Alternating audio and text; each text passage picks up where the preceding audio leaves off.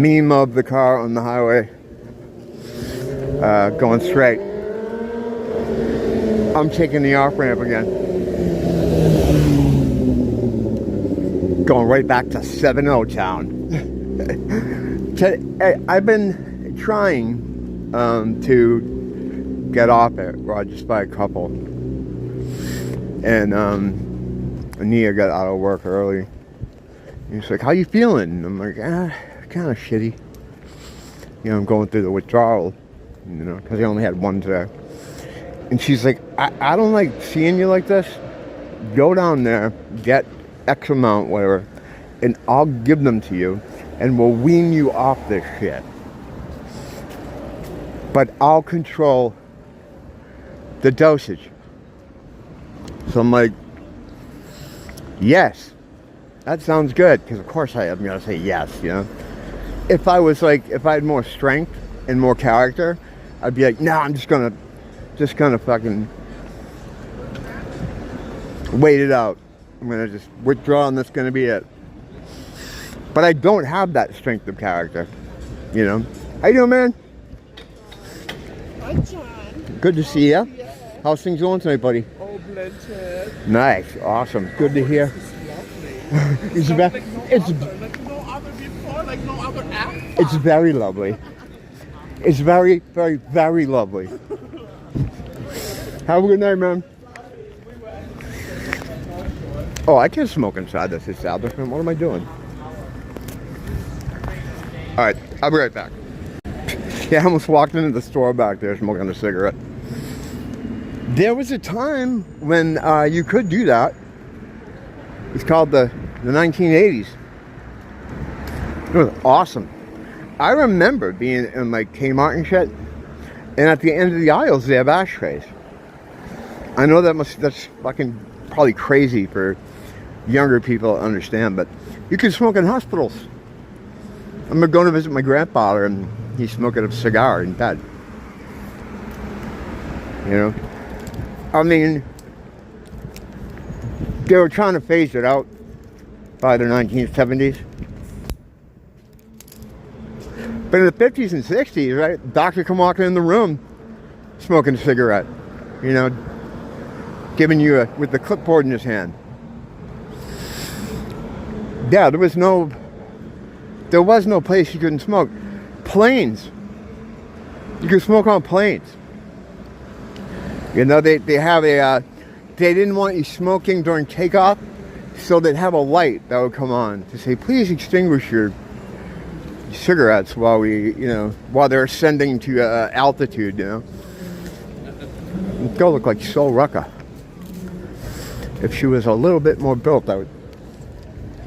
Wow, go look just like her. She's from Hawaii too. But yeah, that little too slight for Sol Rucka. The face looks just like her. What's going on over here? Wow, I think I haven't been up here at night in a while.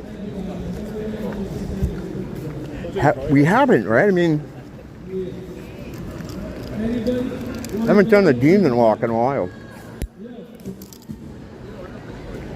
Going over to the Longs, I got to get a Google Play card because my Pixar account needs to be paid for, and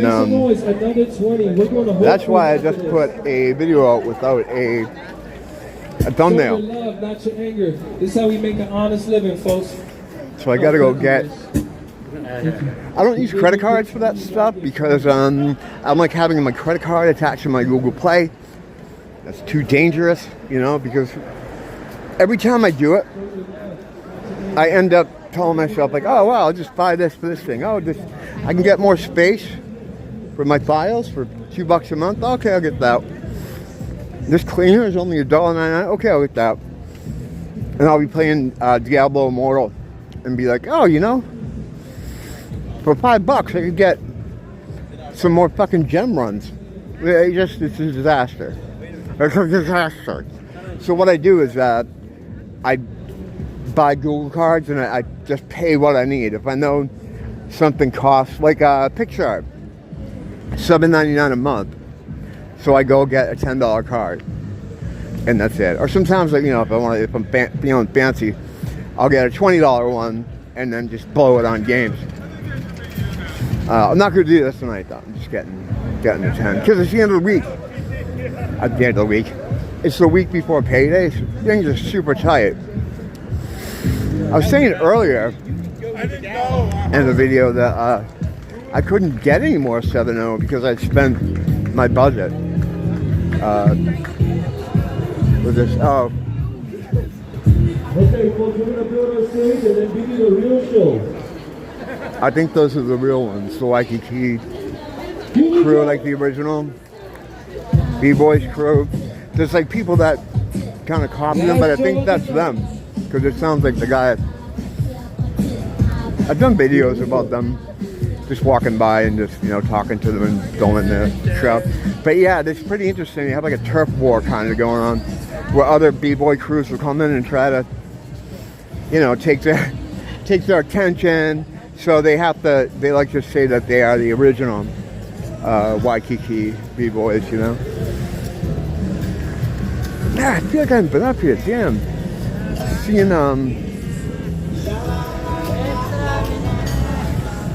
Seeing all the regulars.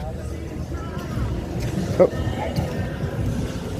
All the regular vendors and artists and musicians. I've been doing a lot of day stuff, I guess, is what's happening.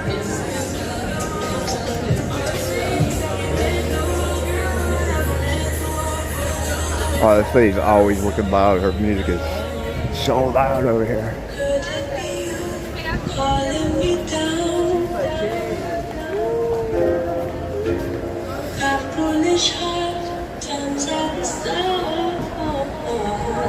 I'm still counting.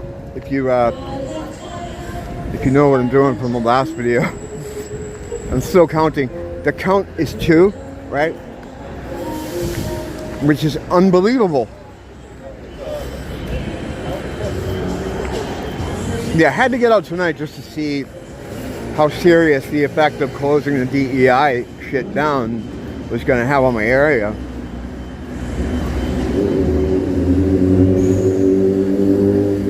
I was talking to a neighbor who knows, who has an idea, or not has an idea, but he knows what's going on, you know.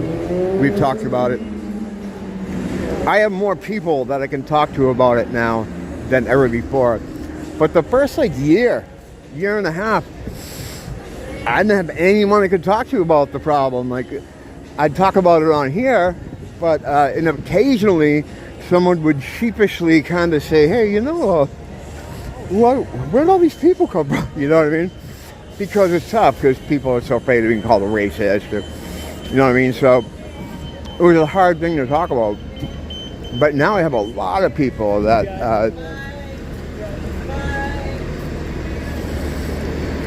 now I have a lot of people that I talk, not a lot, but a lot, relative to having none. And I was talking to my neighbor about it, and he was saying how it's almost like it happened like overnight.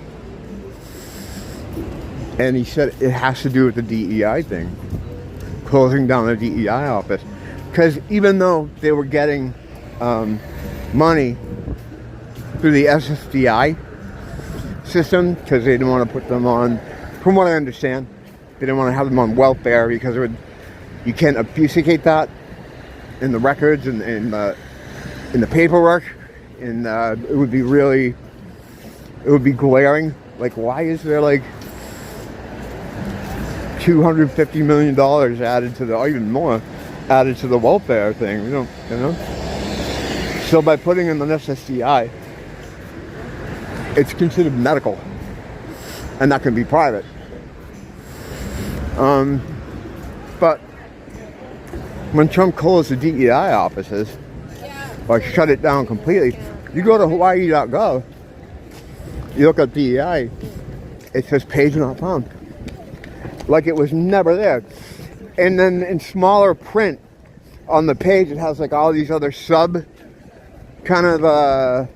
offices that were related to it, all gone too. So the glowies had their funding cut off. Now, I was never sure who was actually running the whole thing. I just assumed it was a group of different people, like some NHS people, CIA, FBI. It was like a, you know. But whoever it was that was working through these DEI offices, when the money gets killed from there, they have to foot the bill themselves, right? So they don't want to pay for that.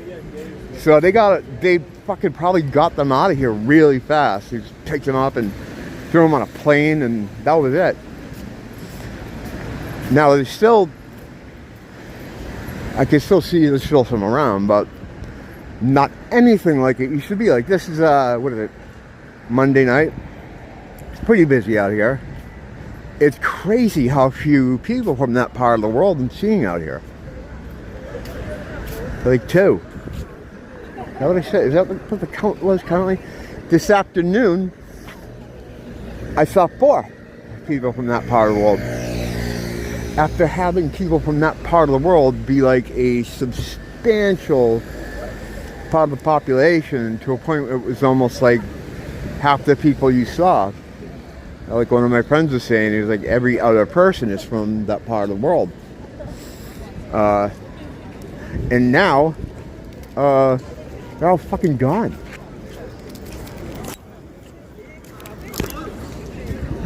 With no money to pay for it, these other agents that work for these different agencies, they don't want to put the bill for it because it comes out of their money, you know? So, Jesus, they got them out quick. Because I can physically look and see that there's like a difference here in the population. This is how it used to look in Waikiki. It's how it used to be. That seems fucking unbelievable that could happen like that, almost overnight. That they all just disappeared. But this is what my friend pointed this out to me the other morning. She was saying, do you notice, or was it yesterday morning? She's like, do you notice the neighborhood? We looked around. And I'm like, what's going on? She's like, they're all gone. I'm like, what? And she's the one that pointed me toward the DEI office, which all these years of covering the story and researching and getting information from people that were working in the process, I didn't know. I just didn't put together that was being run through the DEI offices. Because like they weren't a real thing. I didn't even know they were an actual thing. But it's all different groups. That's 3. It's all with a date though. You know, you will see people like that. Like one, it's usually a guy with a girl. You know, like tourists. They're tourists. So that's, you know, well, you still see that stuff occasionally. Even then, it's rare. But yeah, I thought it was just like a policy that companies did under social pressure. I didn't know that there was a federal like offices set up for this stuff, and there was an actual, you know, body that took care of that. I think that's 4 right there. Could be Micronesian though. I've seen that today too. Micronesians sometimes look like Africans until you get close up. But it's kind of crazy.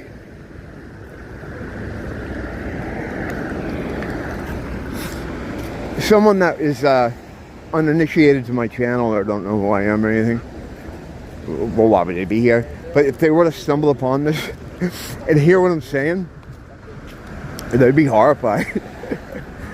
This racist man is walking around his neighborhood counting black people. And say, yeah, well, you don't know the story. You don't know that we never had them in Hawaii before. In any numbers that you could see walking around the street, it was very rare to see one.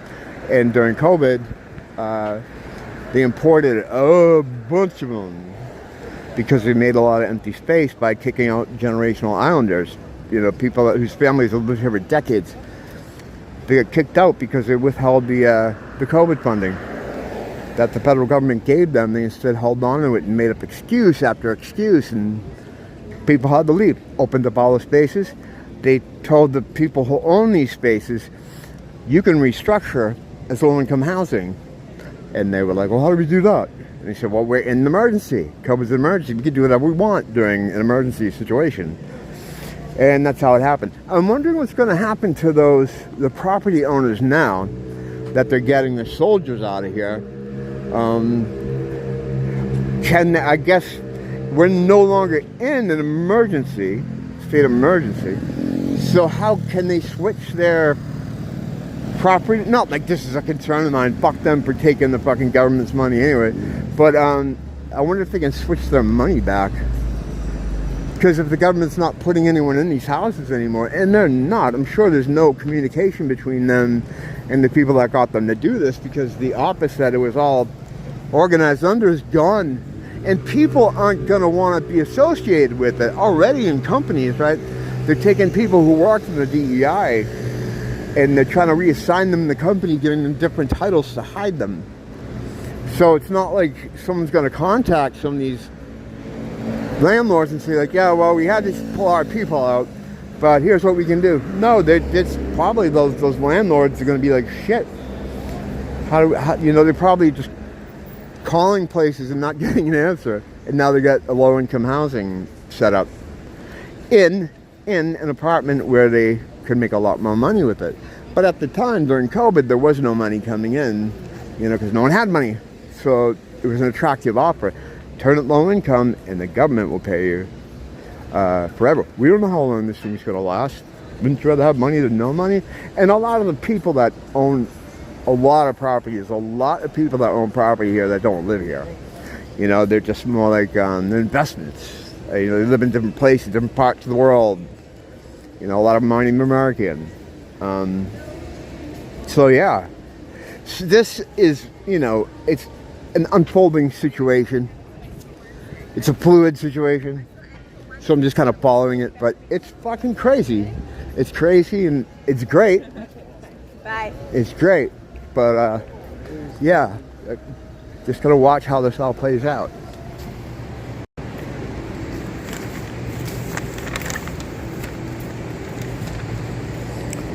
This is fucking crazy, boys. I'm at 6. By now, usually, coming from my house, going down the longs, I wouldn't be able to count. There's too many, wouldn't be able to count. But 6. I thought I was going to have an altercation with the 6.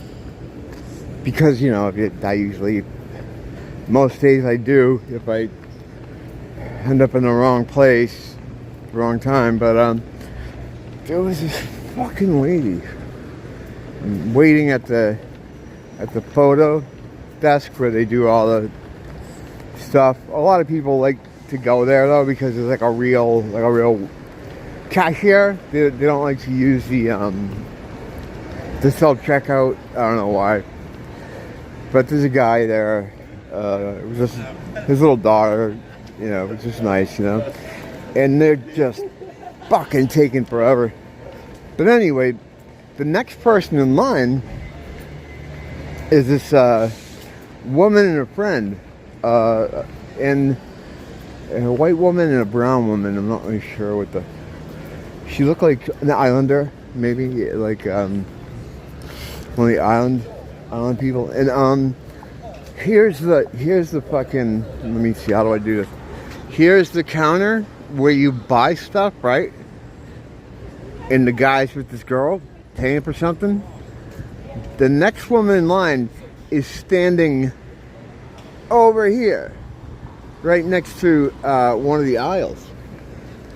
And when I came upon that scenario, I almost just walked behind the guy that was at the counter but the way the woman was staring at the people, I thought, oh, maybe they're waiting for them, but it just shouldn't, just to do it. I'm like, you're not waiting in line, are you? And she's like, yes. I'm like, oh. I didn't say anything, but my next question should have been like, why are we over here then? So this creates a situation where anyone walking up would just think, there's no one in line, I'm next. So she number 6 come walking up with his girlfriend. Yeah, and that's another thing too. Like all the ones I saw tonight, there are 2 homeless people, 3 of them with their girlfriends, which are usually white.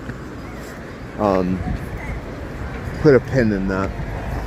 So I see him coming over with a case of beer, and I'm like, this guy's gonna, rightfully think I'm next, and walk in front of me, and this retarded woman who is afraid of the counter. And I'm like, here we go. He's gonna go next. I'm gonna try to explain to him that I was waiting, and he can't really, good luck doing that. So I thought I was gonna have my first altercation, but he kept walking. He didn't come over. I thought for sure it was gonna happen the way things were. Yeah, the pin, right? Most black dudes out here have a white girlfriend. Most Asians are kind of usually with each other, but sometimes you'll see a white guy with an Asian woman. But they usually, you see Asian on Asian. White guys will occasionally be with an Asian woman, and then black women, they're usually on their own. Like usually in a little group, like a little gang of them. That's number 7, by the way. So they're still around, 8. But the thing is, like I said, normally, I wouldn't be able to count. There'd just be so many. So the fact that I'm at 8 is good.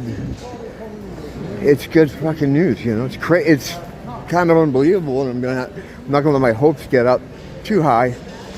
But shit. That whole trip, 8.